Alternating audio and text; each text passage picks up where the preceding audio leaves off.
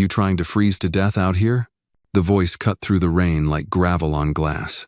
The girl flinched and spun around, eyes wild, soaked from head to toe. She looked like a ghost pulled from the gutter barefoot, trembling, a shadow of someone who used to believe in safety. Marcus Boone stood a few feet away, the collar of his city sanitation jacket pulled high against the cold. Rain dripped from the brim of his cap as he took a slow step forward, palms open, posture careful. "This ain't a good street to be standing on after midnight," he added, tone steady, not unkind. The girl's shoulders tightened. "I don't need help," she muttered, voice hoarse, defensive. "I didn't say you did," Marcus replied. "But you're barefoot in 38-degree rain, and you're either real lost or real stubborn." She hesitated, hugging herself tighter. The streetlight behind her flickered, casting a long, lonely shadow down the alley. Her lips quivered. Not just from cold, there was something else. Fear or shame. "I'm not going home," she said under her breath. Marcus nodded slowly. He didn't ask why. Some stories didn't need telling. They showed up in the way someone flinched at loud sounds, or stood with their back to a wall. He recognized the signs. He'd seen them in war buddies, in shelter lines. Sometimes in the mirror. "I live 2 blocks down," he said. "Nothing fancy, but it's dry. You can sleep on the couch. Nobody's gonna bother you." She eyed him like he was either lying or crazy. "There's a 6-year-old asleep in the back room," he added. "It's her house too. You don't want to come, that's fine. But I'm leaving now." He turned and walked. She waited 10 seconds, then followed.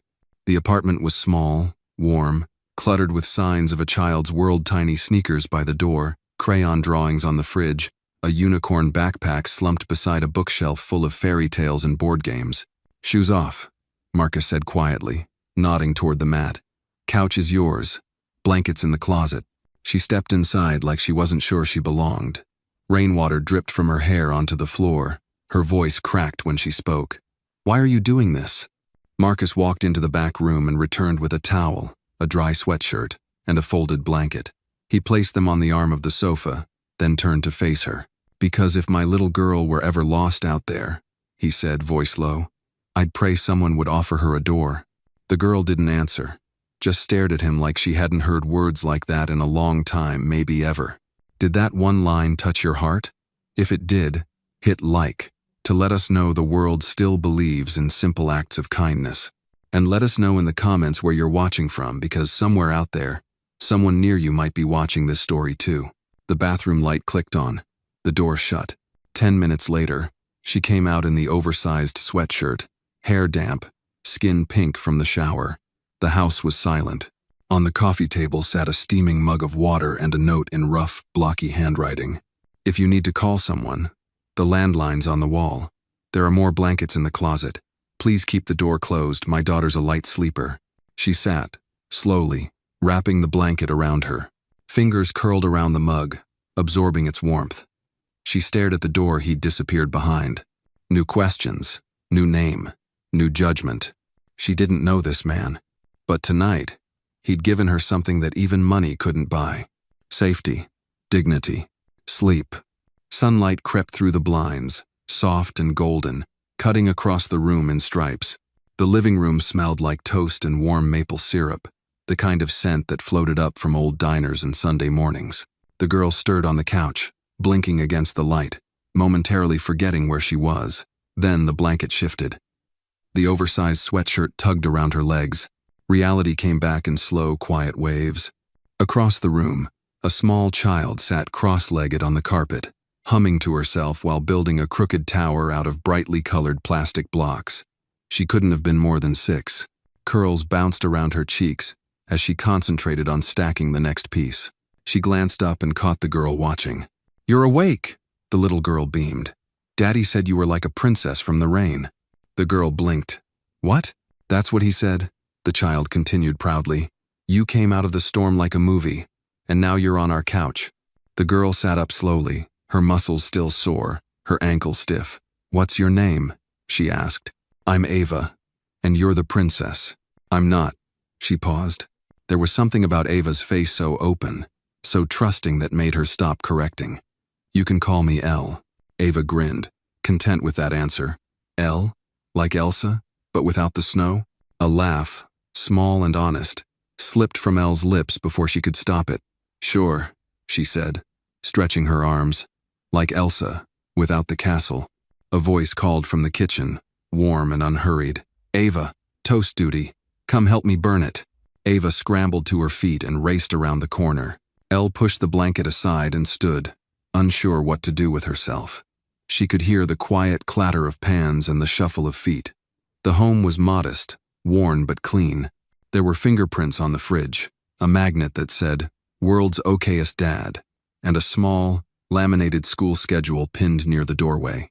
She stepped into the kitchen, arms crossed tight. Marcus stood at the stove, turning bacon with one hand while Ava buttered toast with too much enthusiasm. You cook? Elle asked, cautiously amused. Marcus glanced back.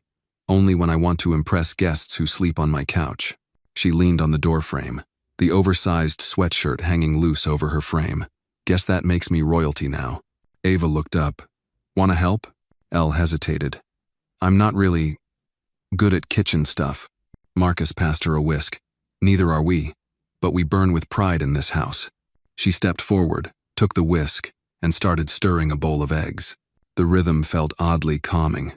For a few minutes, there was nothing but the soft hiss of bacon, the clink of utensils, and Ava's chatter about her favorite cartoons. It was so normal. It made her chest ache. When it was time to flip the eggs, Elle tried her best, but the spatula slipped, and half the eggs splattered across the counter. She gasped, fumbling for a towel. Oops, Ava giggled. She handed Elle a napkin with both hands. It's okay. Daddy spills stuff all the time. Marcus said nothing, just chuckled and quietly scooped the rest of the eggs back into the pan. He didn't criticize, didn't roll his eyes. He just carried on, like it wasn't a big deal. Because maybe here, it wasn't. They sat down to eat at the tiny kitchen table, plates chipped at the corners but clean. Elle watched as Marcus took a bite of the eggs she'd massacred and nodded solemnly. These are definitely food, he said. Elle raised an eyebrow. That's not exactly a compliment. It's edible. That counts in this house. Ava chewed dutifully, though she made a face when she thought no one was looking. After breakfast, Marcus stood and took the plates to the sink. You two relax. I've got this. Elle stood too. Let me help. He waved her off. You cooked. Badly, but still. That buys you a seat. She sat back down, watching him from the corner of her eye. There was something calming about the way he moved. No rush, no judgment, just a quiet sort of steadiness. It reminded her of a life she didn't think existed anymore. Ava grabbed her crayons and sat on the living room floor, humming again. Elle turned to Marcus. So, what now? He looked over his shoulder. That depends. You heading out? She hesitated. Her phone was dead. Her wallet was gone. She had no ID, no plan, and a past she didn't want to explain. I need to find work, she muttered. Somewhere that doesn't ask too many questions. Marcus dried his hands on a towel. There's a laundromat down the street. Owner's a friend. I can ask if they need help. Elle frowned. Why are you doing this? He met her eyes. Because somebody should. She didn't respond right away. Her fingers curled tightly around the mug. Then she nodded. Okay, just for a little while. Just for a little while, Marcus echoed. But somewhere in his gut, he knew the story wouldn't stop there. Not with her. Not with the girl who showed up in the rain like a ghost and made his daughter laugh for the first time in days. As the day unfolded, the storm outside passed. But inside their small apartment, something new was beginning quietly, gently, like sunlight through worn blinds. The bell above the laundromat door let out a shrill, tired jingle as Elle stepped inside. The scent hit her first bleach, detergent, and something faintly metallic, like old coins and wet metal. A dozen machines lined the wall, some spinning, some silent, all loud in their own way. Behind the counter stood a woman with short, cropped gray hair and a Boston Red Sox sweatshirt, arms crossed like she'd been through her share of storms and still wasn't impressed. You Marcus's friend? The woman asked without looking up from her clipboard. Elle swallowed and nodded. Yeah, I think so. The woman tossed her an apron. Clock starts now. Elle blinked. Wait now? You're here. That's time I could be paying someone else. Let's go." With no time to object, Elle tied on the apron and followed the woman to a table piled with damp towels and stained uniforms. The air was thick, warm, and stifling. Within 10 minutes, her arms ached. Her hands turned raw from hot water and repeated contact with harsh soaps. There was no music, no small talk, just the endless churn of washers and the occasional shout from the front. By noon, she'd folded what felt like 1,000 towels and lugged more bags than she could count. Her sneakers borrowed, still half a size too small, squished with moisture. Her back throbbed, and when she finally paused to breathe, a customer snapped his fingers and pointed at a sweater. "You shrank this. You people never read the labels." Elle bit her tongue.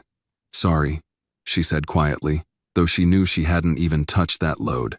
The woman behind the counter, whose name Elle had learned was Dottie, gave her a look that wasn't quite sympathy but wasn't scorn either. Just something that said, "Welcome to the real world, kid." By 3, Elle's palms were red and cracked. She leaned against the back wall of the alley behind the laundromat, apron stained, shirt damp, and brain spinning. She thought of calling it quits. She could leave, find another city, hide better. But then she remembered Ava's face this morning, sticky with syrup, grinning wide, and Marcus's quiet, patient nod when she'd said, "Just for a little while." The thought made her straighten. She took one last breath of the sour alley air and went back inside. When she finally got off work, Dottie tossed her a Gatorade from the back fridge. "You didn't quit, that's something." Elle took it and nodded, too tired to answer. She walked the 3 blocks back to Marcus's place in silence, dragging her duffel bag behind her like a dead limb. The apartment was quiet when she entered. She kicked off her shoes, sat on the edge of the couch, and peeled her socks off one at a time, revealing 2 ugly blisters on each heel. She winced. Marcus stepped out from the hallway, still in his uniform, dark smudges under his eyes from the night shift. He glanced at her feet but didn't comment. "Tough day?" he asked gently. She nodded, not trusting her voice. He didn't push. The next morning, Elle awoke to something odd, a box on the floor by the couch. Inside, a pair of brand new white sneakers, clean, lightweight, her size. No note. But folded inside one of the shoes was a tiny scrap of paper. "Figured your feet deserved better. If you're walking away, at least don't walk in pain." Elle stared at the note for a long time. Then she smiled. That afternoon, when Marcus came home, she was already in the kitchen, flipping toast. "You didn't leave," he said. She raised an eyebrow. "Your guilt-trip footwear worked." He leaned against the doorframe, arms crossed. "Wasn't meant to guilt you." "No?" "Number. It was meant to say you have a choice. That's all." Elle turned back to the stove. Her hands were steadier now. The days passed. She kept returning to the laundromat. The work never got easier, but her tolerance grew. Her shoulders learned the rhythm. Her hands, though rough, adapted. She earned just enough for cheap groceries and coffee. And each night, she returned to that couch, where a blanket and a mug of water always waited. One evening, she groaned aloud while folding what felt like the millionth towel. "How are there always more?" Dottie grunted. "Towels multiply, like rabbits, or regrets." Elle smirked, rubbing her neck. "I used to think yoga was hard." Marcus, who had come to pick her up that evening, looked up from the laundry bag he was sorting. "You're earning something real now." "You mean back pain?" She shot back. "No," he said calmly. "Freedom. The kind you earn. Even if your hands get dirty, it's yours. No one can take that from you." She didn't answer, but those words followed her out the door. That Friday, Dottie took on a massive hotel contract, over 100 sheets and uniforms to clean by morning. Most of the staff had gone home. Elle stayed. By midnight, the machines hummed like bees. Marcus had shown up after his shift to help. They folded together in silence, sweat clinging to their skin, sleeves rolled up. Around 2 a.m., they loaded the last of the clean clothes into the back of Marcus's beat-up pickup truck. "I can't feel my fingers," Elle groaned as she climbed into the passenger seat. "You'll miss 'em when they're gone," Marcus replied with a smirk. They drove through quiet streets, past shuttered diners and blinking traffic lights. The silence between them wasn't awkward, it had matured into something warm, almost comfortable.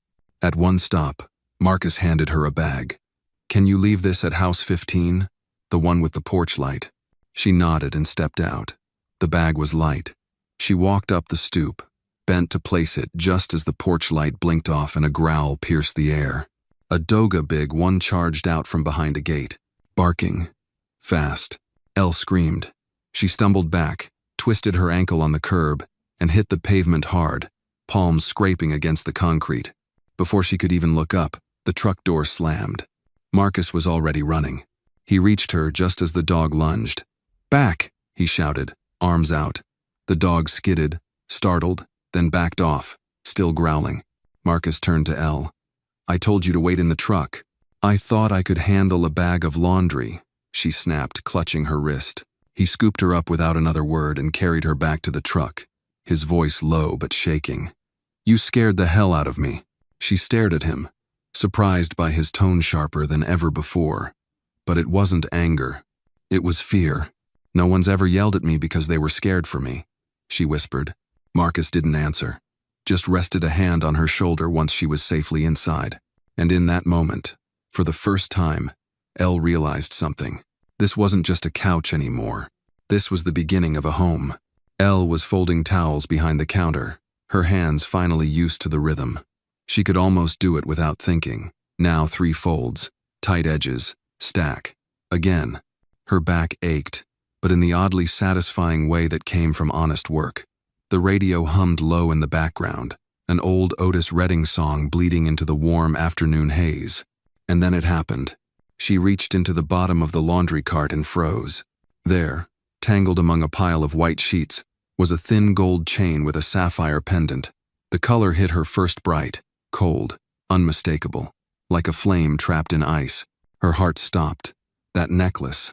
She had hidden it in her duffel bag weeks ago, wrapped in an old sock, buried under spare clothes she never wore.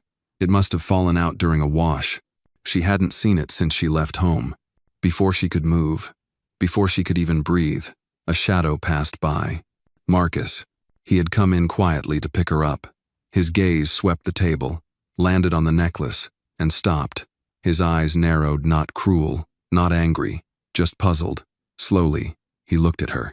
"That," he said quietly, "isn't something a broke laundromat worker carries around." Elle snatched it up and stuffed it into her pocket. Her fingers were trembling. "I forgot it was in my bag," she muttered. "Who are you, Elle?" Marcus asked, voice low, even. She didn't answer. He stepped back slightly, his expression unreadable now. "You said you were waiting for paperwork, that you were out of state. You left things out." "I didn't lie," she whispered. He shook his head. "That's the same thing." The radio kept playing. Machines kept humming. But between them was silence, heavy, dense. Finally, she spoke. "Do you know what it's like? To be watched every minute of your life? To be told what to wear, who to love, where to go, what your future must look like? I walked away from all that. That's who I am." Marcus's face didn't soften. "And while you were walking away, you landed on my couch, in my daughter's home, and we still don't know your real name." Her throat tightened. She wanted to cry, but something colder than tears held her jaw still. Before either of them could say more, the laundromat door swung open. A man walked in tall, built like he belonged more at a security gate than in a laundry room. He wore a leather jacket and a ball cap pulled low. He scanned the room until his eyes locked on Elle. "There she is," he muttered, pulling out a smartphone. Elle's breath caught. The man raised the phone and snapped a picture. "5 days missing. Your daddy's offering 6 figures to find you, sweetheart." Ugh. Marcus stepped forward fast. "Put the phone down." The man laughed. "Relax, man. I'm just doing my job." Another photo. Elle stumbled back, heart racing. The panic was instant and loud in her chest. "Let's go," Marcus said, grabbing her arm and pulling her toward the back exit. They burst out into the alley, Elle gasping for air. Marcus didn't stop running until they reached his truck parked 2 blocks away. "What about Ava?" she choked out. "She's at school. I'll get her." He climbed in, engine roaring to life. "Hold on." Within the hour, they'd picked up Ava confused, sleepy, holding a juice box and pulled into the driveway of the neighbor's house. Mrs. Ramirez opened the door before Marcus could even knock. "Come in, mijo," she said. "I'll keep her safe." "You trust her?" Elle asked softly. "With my life," Marcus replied. He kissed Ava's forehead and told her it was just a sleepover. Ava nodded, brave as ever, but clutched her stuffed giraffe a little tighter. Then they were back in the truck, heading out of the neighborhood. Marcus's jaw was tight, his eyes scanning the road. He didn't say a word for miles.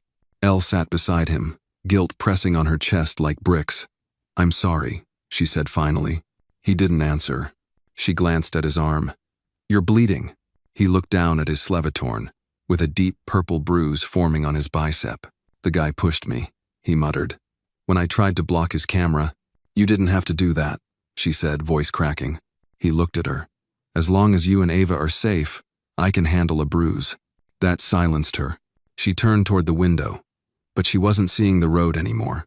Only the weight of every choice that had brought her here, and the man beside her who'd protected her long before knowing who she really was. They returned to the apartment after sundown. Marcus parked down the block, checking for any unfamiliar cars. The porch light was off. The air was too still. "Stay here," he said, reaching for the door. "No," Elle said, already opening hers. "If someone's here for me, I need to face it." They walked toward the house together, and then they saw it. A black town car idled in front of the driveway, polished to a mirror's sheen. Two men in suits stood on either side of the porch like statues, and standing in the open doorway, framed by the light from within, was a tall man with silver hair and an expression carved from stone. "Elena," he said, his voice smooth and cold. Marcus stiffened. "You, her father?" "I am Victor Langford," the man replied. "You've been harboring my daughter." "I gave her a couch when she had nowhere to go," Marcus said calmly. "Not a prison cell." Victor stepped forward, eyes scanning the modest house with barely concealed disdain. "This place, this life, it's beneath her. You can't possibly think she belongs here." "She made that decision," Marcus said. "She's coming home," Victor said flatly. "I'm not handing her over like luggage," Marcus snapped. Victor's eyes narrowed. "You don't know who she is." "I don't care who she is," Marcus said. "I know the kind of person she's become, and I know she's safe here." Elle stepped forward. Her voice trembled but didn't break. "Dad, stop, please." Victor turned to her. "Now come home." And Elle looked between the man who raised her and the man who made her feel seen for the first time in her life. "I think I have to," she whispered to Marcus, tears forming in her eyes. "They're not forcing me, but it's not really a choice, either." He didn't beg her to stay. He didn't touch her arm or plead with his eyes. He simply nodded. "Do what you have to," he said softly. She stepped back. One of the guards opened the car door. Victor didn't look back. His work was done. "I'm sorry," Elle said, still facing forward, tears slipping down her cheeks. "I'm so sorry." The door closed behind her. The car pulled away, and Marcus stood there, fists clenched, eyes burning, as the only person who had ever turned his little home into something more than shelter disappeared into the night. Inside, the apartment felt empty in a way it never had before, and he didn't turn the lights on. He just closed the door and let the dark settle in. The days that followed blurred together into gray. Marcus moved through them like a man underwater breathing, functioning but distant. His hand still packed Ava's lunch every morning. He still tied her shoes, walked her to the bus stop, nodded politely to neighbors, but his eyes no longer lingered on the sunrise. He didn't whistle while brewing coffee. The quiet in the apartment had changed, no longer peaceful, just vacant. Ava felt it too. She stopped humming when she played. She asked fewer questions. At night, she started leaving the hall light on, even though she used to insist on darkness. "Is the princess coming back?" she asked once, voice muffled against her stuffed giraffe. Marcus paused, tucking her blanket in tighter.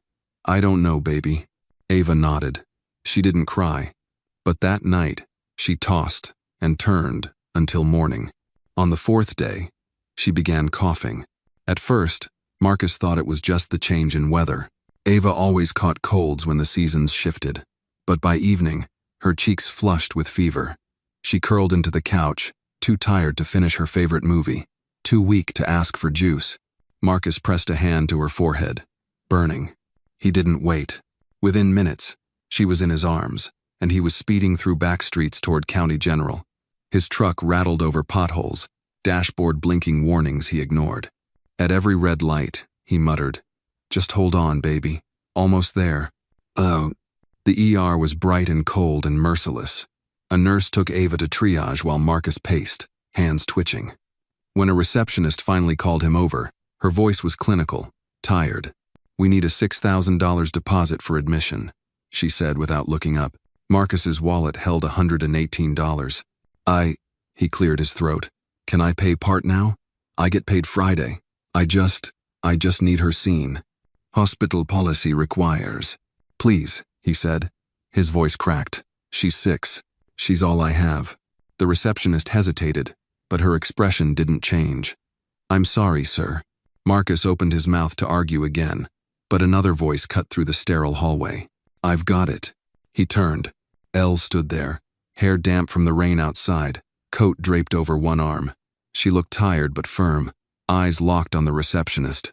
"Put everything under my name," she said. "Tests, medication, room, all of it."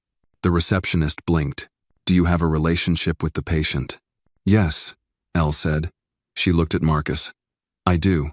Everything after that moved fast. Ava was admitted. IVs were placed. Monitors beeped. Doctors explained it was a viral infection, aggressive, but treatable. She'd need observation, fluids, time. Marcus sat beside her bed, elbows on his knees, staring at her tiny hand wrapped in gauze. The machines clicked softly, each beep both a reassurance and a threat. Elle entered the room quietly and pulled up a chair. For a long time she didn't speak, just sat near him, watching Ava breathe. "You didn't have to come," he said finally, voice low. "I know," she replied. He exhaled, his shoulders sagging with exhaustion and relief. "I'm sorry," he said. "You shouldn't have been dragged into this." Elle looked at Ava's pale face. "You didn't drag me in. I came back." He glanced at her, eyes red. "I know you don't owe me anything, but thank you." She leaned back in the chair, arms crossed, gaze fixed on the ceiling tiles. "You told me once that everyone deserves to walk without pain," she said softly. "That goes for hearts too." He nodded slowly, didn't speak. Later, after Ava had drifted to sleep, Elle walked down the fluorescent hallway and called her driver to cancel everything. No appointments, no scheduled returns, no handlers. She wasn't going anywhere. The next morning, she stood outside her father's penthouse in Midtown, high above the city skyline. Marble floors, security cameras, silence so crisp it hurt her ears. Victor Langford sat at the far end of a glass conference table, sipping coffee and reading the financial section of the paper. He didn't look up. "I figured you'd come crawling back," he said flatly. "I didn't come back," Elle replied. "I came to talk." Victor set the paper down, folding it with slow precision. "You had everything, Elena. A future, security. You gave it up to play maid in a laundry room." She stepped closer. "I gave it up to find something that matters." He raised an eyebrow. "You think poverty and blisters matter more than legacy?" "I think love does," she said. "And honesty. And showing up every day for someone who depends on you." Victor's tone turned sharp. "You're choosing him?" "I'm choosing me," she said. "And the version of me I only found when I was folding sheets and burning eggs." His lips tightened. "You'll get tired of it. The struggle. The cheap furniture. The ordinary. Love doesn't pay bills." "No," she said. "But it keeps people warm. And right now, I'd take that over all the cold money in this tower." He stood, pacing toward the window. "I never meant to be the villain." "You're not," she said gently. "You're just lost. And I can't be the one to save you." Victor didn't stop her, didn't speak again. As she turned to leave, he said quietly, Tell him he's lucky." Elle looked back once. "No," she replied. "I'm the lucky one." Back at the hospital, Marcus was leaning against the wall outside Ava's room, sipping bad coffee and staring into nothing. Elle approached slowly.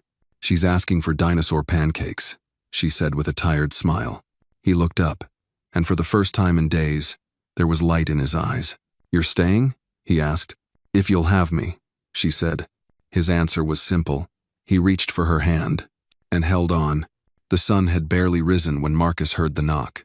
He was in the kitchen, sleeves rolled up, pouring pancake batter into a hot pan. The scent of maple syrup lingered from the bottle Ava had insisted on the night before.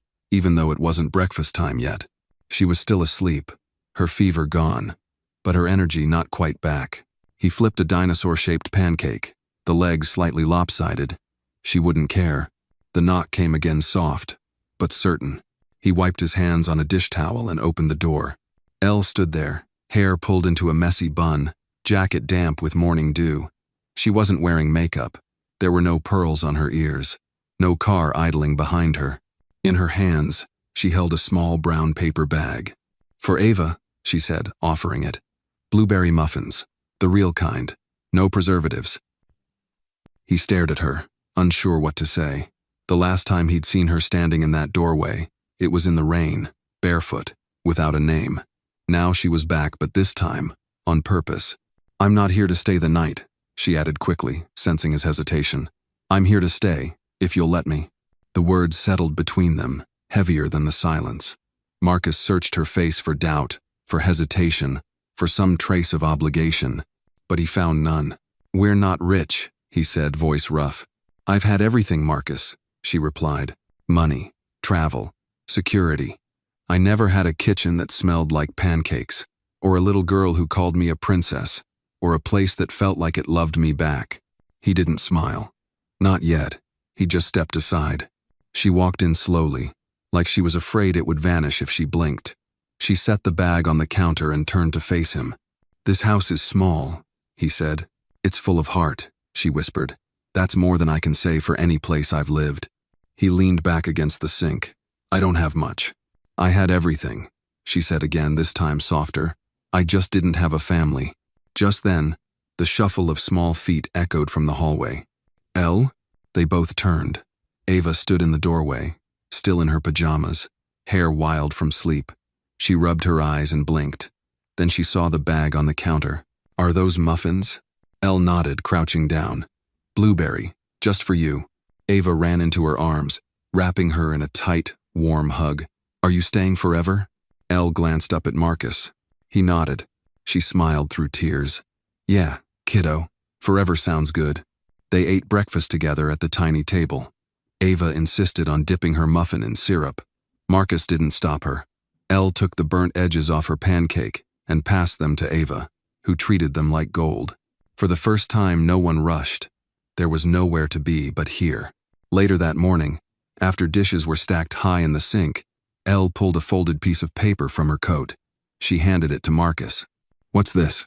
"My father's legal team. There's money, a lot of it. I asked them to direct part of it into a small trust in Ava's name." He frowned.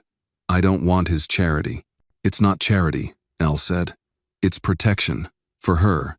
For whatever comes next." He hesitated. "What comes next?" She took a breath. "I don't want to be Elena Langford anymore. Not to the world. Not to the tabloids. I want to be Elle.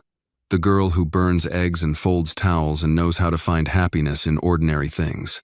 Marcus stared at the paper, then folded it, slid it into a drawer, and closed it. "No more running?" he asked. "No more hiding," she replied. 2 months later, on a bright Saturday morning, the park buzzed with families and laughter. Birds chased breadcrumbs along the path. Dogs barked from beneath picnic tables. Near the entrance, a beat-up pickup truck had been converted into a makeshift food stand. A hand-painted sign read, "Marcus and Muffins." Elle stood at the griddle, apron dusted with flour, flipping pancakes while humming. Marcus handed out coffee in recycled cups, his smile warmer than the sun. Ava skipped between customers, handing out napkins and stickers that said, "Love is the secret ingredient." They didn't make a fortune, but they made enough, and more importantly, they made something that no one could put a price on. Life. Marcus watched Elle as she laughed with a customer, her hair pulled back in the same messy bun. She caught his eye from across the crowd, and he mouthed a simple thank you. She smiled. For the first time in her life, she didn't need a penthouse to feel like a queen. She just needed them. Sometimes the richest lives are built not with wealth, but with kindness, honesty, and the courage to choose love over fear. And in the corner of a small city park, in the scent of cinnamon muffins and the laughter of a little girl, Elle finally found something her world had never given her. Home.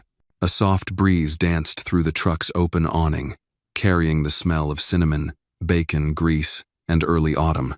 Marcus flipped the last pancake of the day while Elle packed away the muffins that didn't sell only 3, a new record. Ava sat on a nearby bench drawing with colored chalk on the pavement, turning the sidewalk into a crooked rainbow. It was a good day. One of the best, even, until a familiar Cara sleek black Lincoln, tires polished to a sheen rolled to a quiet stop along the park's edge. Elle didn't look up at first, but Marcus did. His hands froze above the griddle. She glanced at him, then followed his gaze. Her entire body tensed. Out stepped a man in a navy suit, lean, silver-templed, every movement precise. Not Victor Langford this time. His attorney, Lewis Hartman, the one who always delivered ultimatums in envelopes that smelled of leather and arrogance. He didn't wave, didn't smile, just walked straight up to the counter and set down a manila envelope. "Miss Langford, I was instructed to deliver this to you directly." Elle stared at it. "I'm not using that name anymore." Hartman tilted his head. "Legally, you still are." Marcus stepped beside her. She said what she said. Hartman didn't flinch. "This isn't a threat. It's a formal document. Your father's will." Elle's brow furrowed. "What are you talking about?" Hartman looked straight at her. "Your father passed away 2 nights ago. Massive stroke. Died in his sleep." The words didn't land immediately. For a moment, Elle blinked, uncomprehending. Then she sat down, hard, on the edge of the counter. Her lips parted but no words came. "I'm sorry for your loss," Hartman said, his tone more rehearsed than heartfelt. "He left very specific instructions. You are his sole heir." "No," she said softly. "That can't be. He has a board, charities, trusts. It's all in there." He tapped the envelope. "He changed the terms 3 weeks ago, removed the board, disbanded the foundation. It's all yours now, Elle. Everything. You control the Langford estate." The world blurred for a second. Elle's heart thudded in her ears. She looked at Marcus, who hadn't said a word. His jaw was tight. "I don't want it," she whispered. Hartman sighed. "You don't have to accept, but you must legally decline it. In writing. Otherwise, the law will assign it to you by default. And if anyone challenges it, especially the board, you'll be in litigation for years."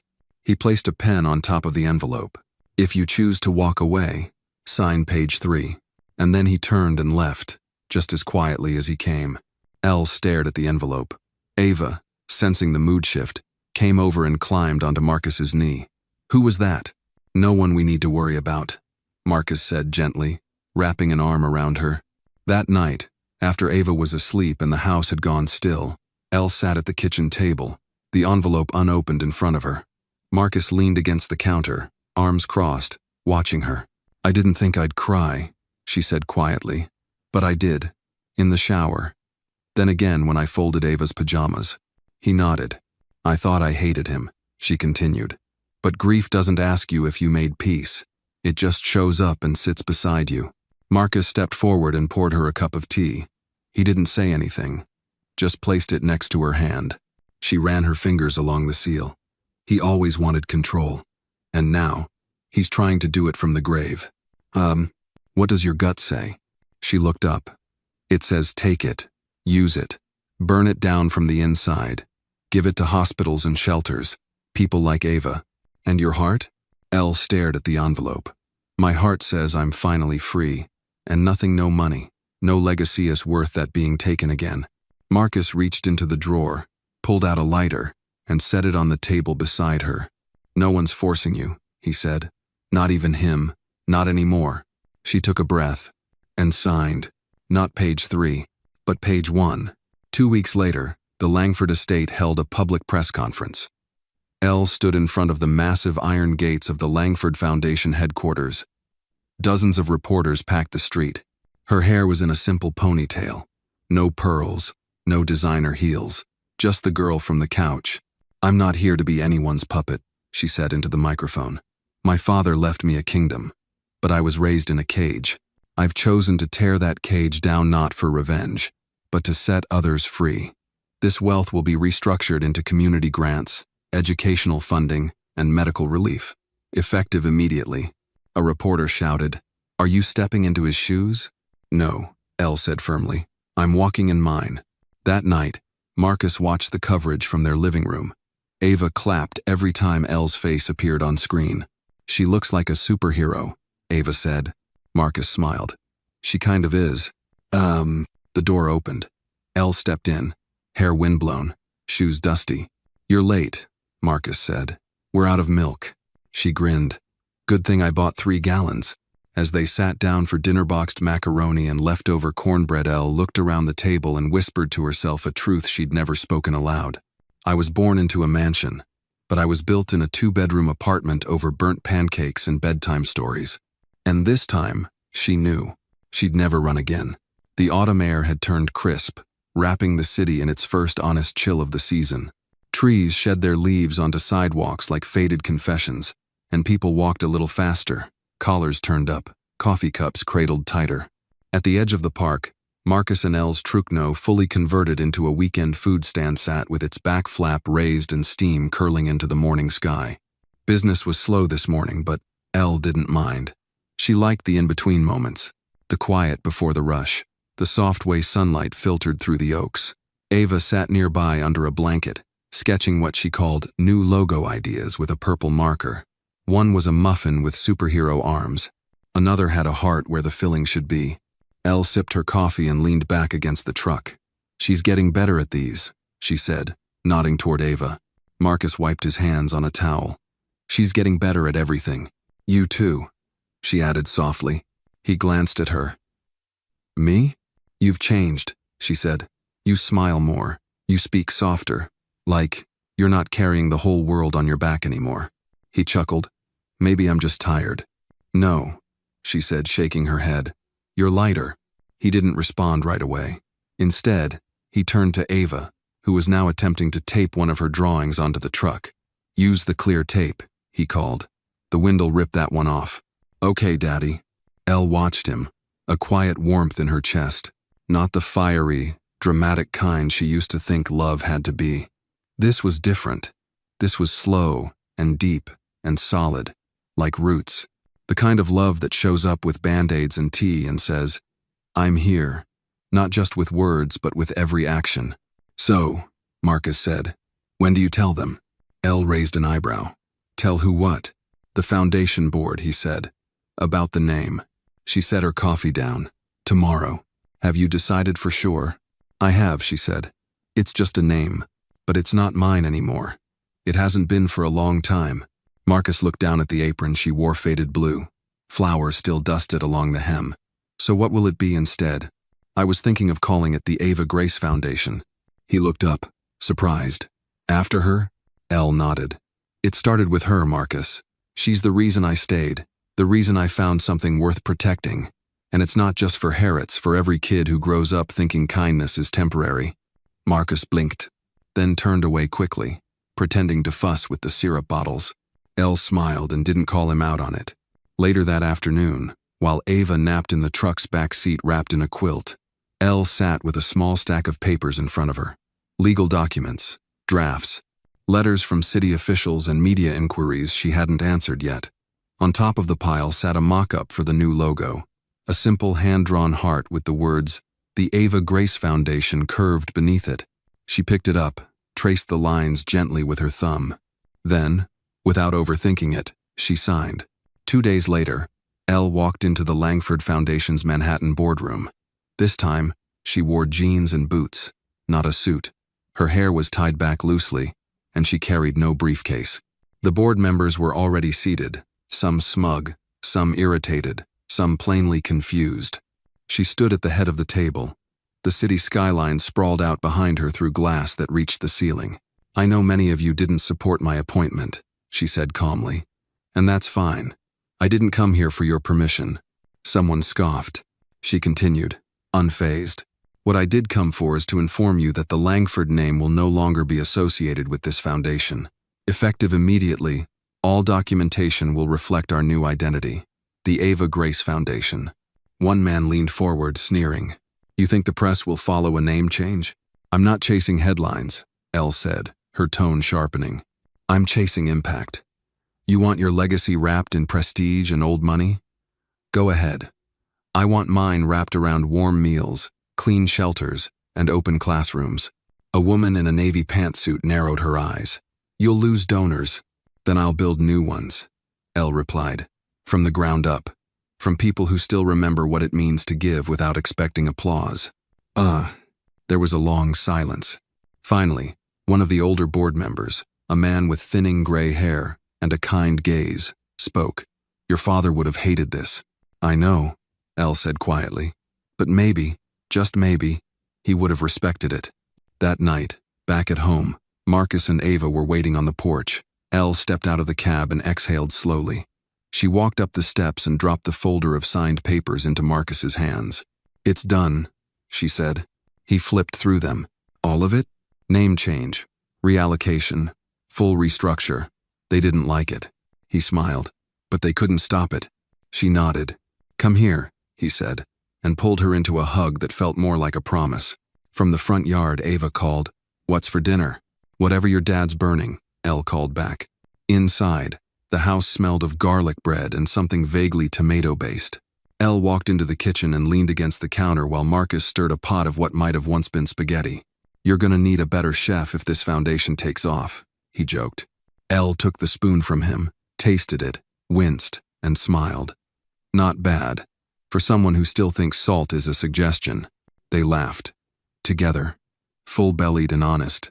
That night, after Ava had fallen asleep with marker on her cheek and stickers on her pajamas, Marcus and Elle sat on the back steps, wrapped in a shared blanket. You okay? He asked. She nodded. I didn't think I'd be, but I am. The stars above them were faint, scattered through city haze, but still visible. Do you think he saw it coming? She asked. Marcus shook his head. I think he tried to keep you in a cage, but you learned to fly anyway. She leaned her head on his shoulder. I'm not afraid anymore. Good, he said, because I think this is just the beginning. And in the soft dark, with the scent of garlic still clinging to their sleeves and the sound of Ava's breathing floating through the window, Elle knew he was right. The real story wasn't the legacy she inherited. It was the one she was finally ready to build. 3 months later, the truck's paint had started to chip again. The edges of the Marcus and Muffins logo were faded from sun and time, and the old fryer sputtered if pushed too hard. But it was theirs. Every dent, every squeaky hinge, every lopsided shelf had been touched and fixed and loved into place. It was early, still dark when Marcus stepped outside, pulling his jacket tight against the late December cold. Elle followed close behind, balancing 2 boxes of baked goods. Behind them, Ava was bundled up in 3 scarves and a pair of glittery earmuffs, holding her latest flyer for the new fundraiser. The sign on the side of the truck had changed, too. Below the main logo now read, in partnership with the Ava Grace Foundation. They set up in front of the shelter just off Oak Street, a place Elle had walked past hundreds of times growing up but had never noticed until now. That morning, they were giving food away, no prices, no expectations, just hot chocolate, muffins, and warm blankets. Marcus handed a cup of cocoa to an elderly man with shaking hands. The man looked down at it for a long moment before saying, Ain't nobody given me something for nothing in 20 years. You're wrong, Marcus said with a smile. We're giving you this for something your time, and your story, if you feel like sharing it. The man blinked, surprised, then nodded, took a sip, and sat on the curb with a sigh. Elle moved down the line, pouring coffee and asking names. She didn't flinch when one woman cried or when a boy no older than 12 said he hadn't eaten since Tuesday. She had learned how to listen, how to meet people at eye level. Ava skipped between people, passing out holiday cards she had colored by hand. Each one had a little heart and a crayon drawing of a muffin with a smiley face. On the back, in her careful, uneven handwriting, it read, You are not forgotten. By noon, all the muffins were gone. Elle sat on the truck's step, hands cupped around a cooling coffee. Her fingers ached from the cold. Her eyes burned from emotion she hadn't had time to process. Marcus sat beside her, quietly watching the street. Did you see the man with the old army jacket? She asked. Yeah, Marcus nodded. What about him? He didn't take anything, she said. Just stood in line, then left. Marcus glanced down the sidewalk. He'll come back. Sometimes dignity needs a minute to make peace with mercy. She looked at him. How do you always know the right thing to say? I don't, he replied. But I know how it feels to be seen when you're invisible. She leaned her head on his shoulder. You still feel invisible? Not with you, he said. That evening they returned home to find the mailbox stuffed full letters mostly. Some were from donors, others from people wanting to volunteer. One was from the city council, confirming approval for their new community kitchen license. But the envelope that made Elle pause was handwritten. No return address. Inside, just a card and a short message. I watched the press conference. You didn't just change a name, you gave it back to someone who earned it. He wouldn't say it, but he would have been proud. No signature. Elle stared at it for a long time, then folded it gently and slid it into the back of her journal. That night, over a dinner of grilled cheese and tomato soup, Ava asked if they were going to be famous now. Why? Elle asked. Because my friend at school said your face was on the news, Ava said.